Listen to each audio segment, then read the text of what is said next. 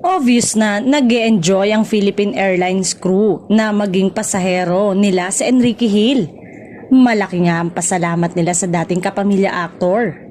Sa sobrang saya nila ay hindi nila napigilang sumulat sa isang supot na ibinigay nila kay Enrique.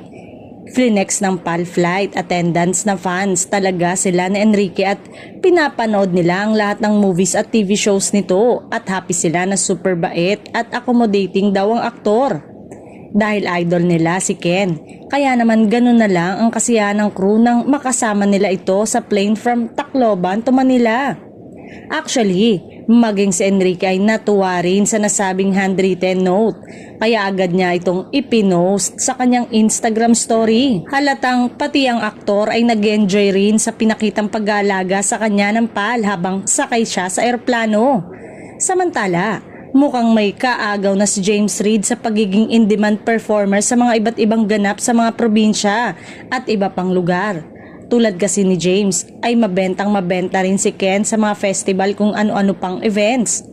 Mukhang paborito ng mga organizer ang aktor dahil talagang crowd favorite raw ito at pinagkakaguluhan ng mga fans.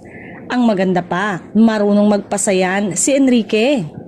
Komento nga ng isang netizen na pinaakyat ni Ken sa stage. Ang bait-bait daw ng aktor at bukod sa pagiging pogi ay napakabango pa raw kahit hulas na. Sayang nga lang daw dahil medyo nawala ng shine ang karir nito nang umalis at magpasya na iwan ang karir sa ABS-CBN.